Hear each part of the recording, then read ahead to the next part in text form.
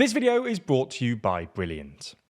Not too long ago, it looked like the Russian ruble had won the sanctions war. Despite a sharp decline in the immediate aftermath of Putin's invasion, the ruble quickly recovered and actually reached a 7-year high of 50 to the dollar in June 2022. However, after stabilising around 90 to the dollar for most of the past year, since August the ruble has been declining rapidly and fell to a new low of 108 to the dollar on Wednesday. So in this video, we're going to look at the ruble's recent decline, what's driving it, and why it's bad news for the Kremlin.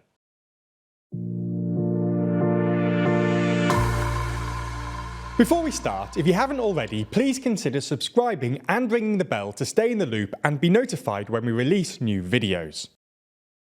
Now, the first thing you might think here is, how do you actually measure the value of the ruble? After all, the ruble can't really be traded at your local currency exchange, and in June of this year, the US sanctioned the Moscow exchange, the last place where ruble trading really happened. And well, the answer is that, since then, the Russian central bank has been measuring the value of the ruble using what are known as over-the-counter trades. In other words, when big volumes of dollars or other foreign currency are exchanged at banks. These trades usually occur between banks or big exporters like Gazprom, who are the only commercial entities in Russia collecting significant amounts of foreign currency these days. You might be wary of trusting data provided by Russia's central bank, but it's surprisingly credible.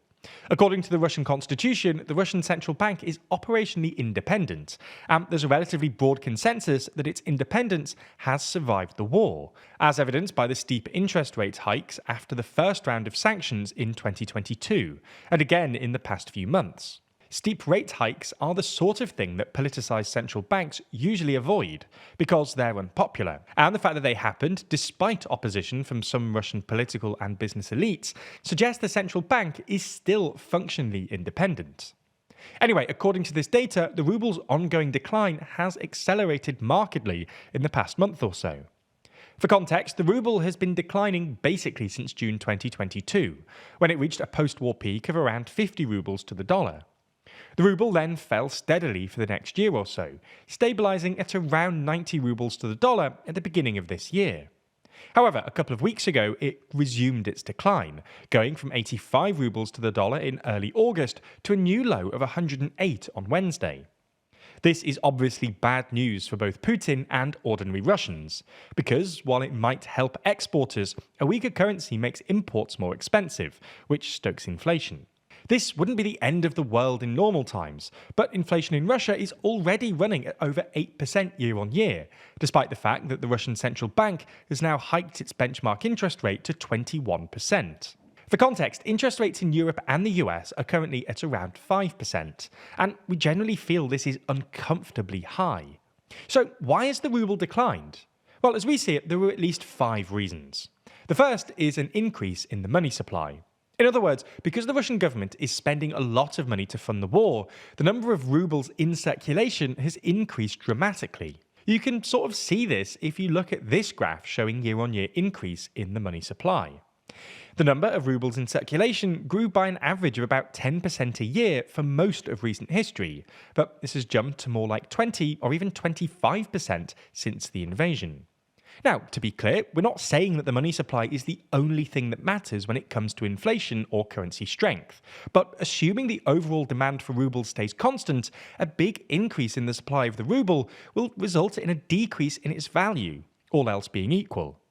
The only thing that could offset this would be a similarly big increase in demand for Russian goods, and therefore rubles. But this hasn't happened.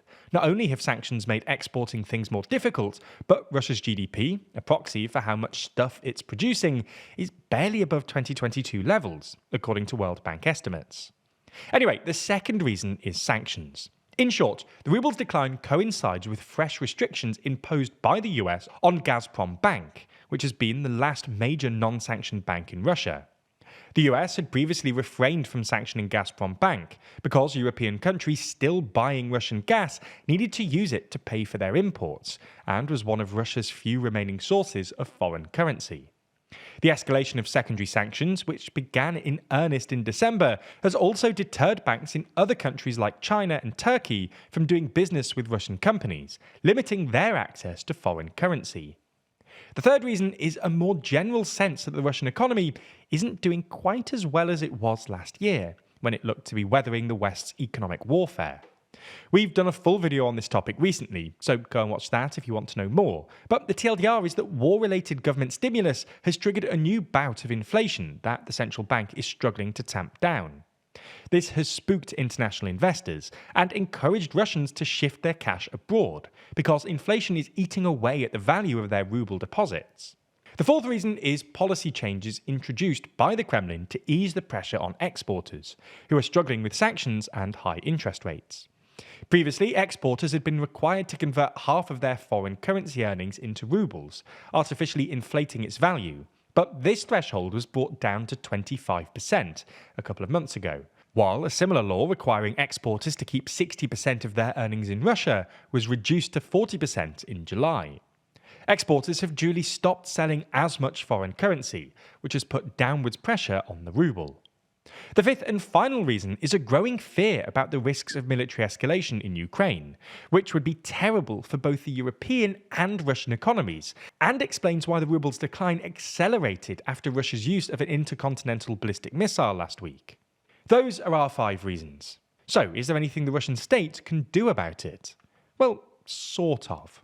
The central bank could actively prop up the ruble by spending foreign exchange reserves, or tighten up capital controls to stop Russian citizens and exporters from selling rubles abroad. However, neither of these are really sustainable long-term solutions, and fundamentally there are only 2 things that could slow its decline: a steep rise in global energy prices or a reduction in government spending. Although how the Kremlin might reduce spending without at least de-escalating in Ukraine is unclear. As you've hopefully realised after watching an 8-minute video explaining why the ruble is declining, you'll have noticed that here at TLDR News, we're committed to helping you learn. Fortunately, the sponsor of today's video shares this commitment and is one of the best websites on the internet to help you learn new skills from the ground up. That website is, you guessed it, Brilliant. Now, one of the best things about Brilliant is, rather than simply throwing information at you and testing you on it, Brilliant teaches you by doing. Each of their lessons is filled with hands-on activities in problem solving that helps you actually play with the concepts. This is proven to be 6 times more effective than simply watching lecture videos.